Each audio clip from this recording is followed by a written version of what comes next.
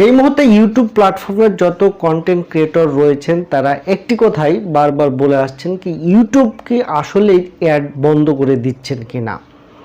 আসলে recently YouTube তার add বন্ধ করে দিতে যাচ্ছে, আর এই অ্যাড বন্ধ করার পিছনে যে কারণগুলো রয়েছে এবং এই কারণের জন্য কন্টেন্ট ক্রিয়েটরদের আয়ের উপর কোনো ব্যাড ইম্প্যাক্ট পড়বে কিনা সেই বিষয়ে আলোচনা করা হবে আজকের এই ভিডিওটিতে। যারা কন্টেন্ট ক্রিয়েটর বা যারা নতুন করে ইউটিউবিং শুরু করছেন বা প্রফেশনালি ইউটিউবকে নিয়েছেন তাদের জন্য এই ভিডিওটি হতে চলেছে অত্যন্ত গুরুত্বপূর্ণ। তো তার আগে জেনে নেব আসলে ইউটিউব প্ল্যাটফর্মে যে ভিডিও কন্টেন্টগুলো প্রদর্শিত করা হয় সেই ভিডিও কন্টেন্টের মধ্যে যে অ্যাডগুলো চলে সেই অ্যাডগুলোর কোয়ালিটি বা প্রকারভেদগুলো কি কি থাকতে পারে। প্রথমত যে অ্যাডগুলো দেখানো হয় সেটা হচ্ছে স্কিপেবল ওয়ার্ড, আর একটা হচ্ছে নন স্কিপেবল ওয়ার্ড, দ্বিতীয়ত হচ্ছে বাম্পার অ্যাডস, আর তৃতীয়ত হচ্ছে ওভারলে অ্যাডস। তারপরে আরেকটা যে অ্যাড সেকশনটা রয়েছে সেটা হচ্ছে ডিসপ্লে অ্যাডস, এবং সর্বশেষে যে অ্যাডটার কথা বলবো সেটা হচ্ছে স্পন্সরশিপ কার্ডস। এই অ্যাডগুলোই মূলত ইউটিউব কন্টেন্টের মধ্যে ডিসপ্লে করে থাকে, এবং অ্যাডভার্টাইজার এবং কন্টেন্ট ক্রিয়েটর এবং ভিউয়ার্স এর এই তিনটি কম্বিনেশন করেই মূলত এই অ্যাডগুলোকে প্রদর্শিত করা হয়। কিন্তু রিসেন্টলি ইউটিউব অলরেডি জানিয়ে দিয়েছে যে কি ওভারলে অ্যাড আর দেখানো হবে না, অর্থাৎ ওভারলে অ্যাডটি পুরোপুরি বন্ধ করে দেওয়া হয়েছে।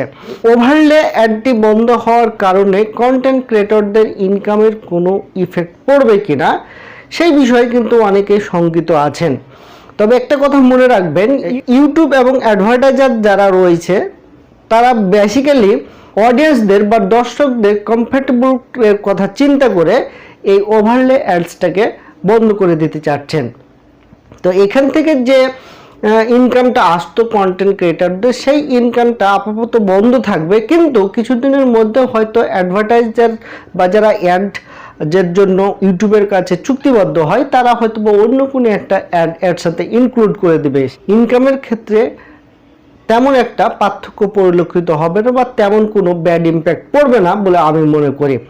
তো এটা ছিল অ্যাড বন্ধ হওয়ার একটা বিশেষ নিউজ, আর তার মধ্যে আরও কিছু আপডেট নিয়ে আসতে চলেছে ইউটিউব, যেটা কন্টেন্ট ক্রিয়েটরদের জন্য বা যারা নতুন করে ইউটিউবিং শুরু করতে যাচ্ছেন তাদের জন্য বেশ গুরুত্বপূর্ণ ভূমিকা রাখবে।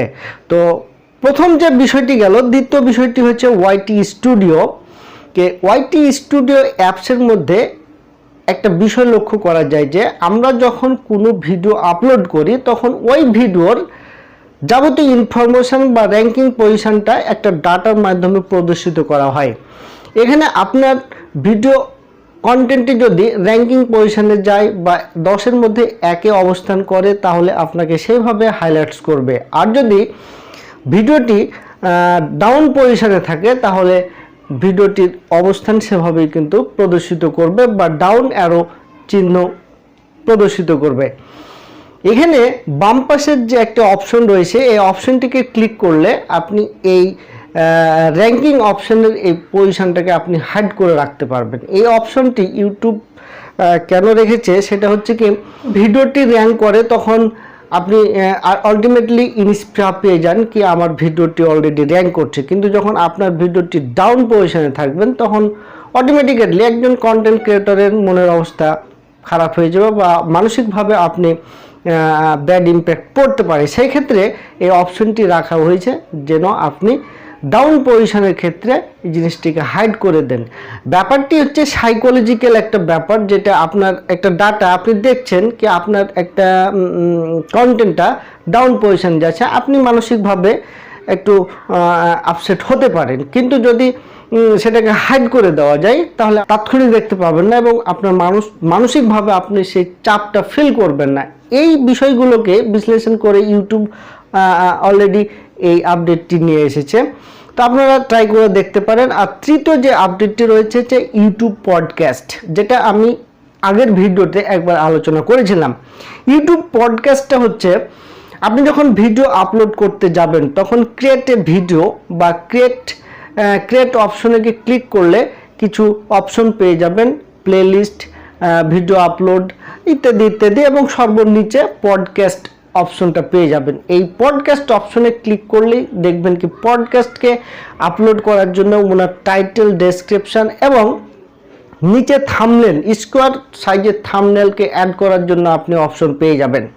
তো যেহেতু এখন ইউটিউব প্ল্যাটফর্মের যে ট্রেন্ডিং পয়েন্টে রয়েছে হচ্ছে পডকাস্ট ব্যাপারটি, এই পডকাস্টের মাধ্যমে একজন কন্টেন্ট ক্রিয়েটর আরেকজন কন্টেন্ট ক্রিয়েটরের সাথে পডকাস্টের মাধ্যমে তারা কিন্তু কোলাবরেট করছেন, এবং এই পডকাস্টগুলোকে আপনি ইউটিউব প্ল্যাটফর্মে প্লেলিস্ট আকারে আপলোড দিতে পারবেন।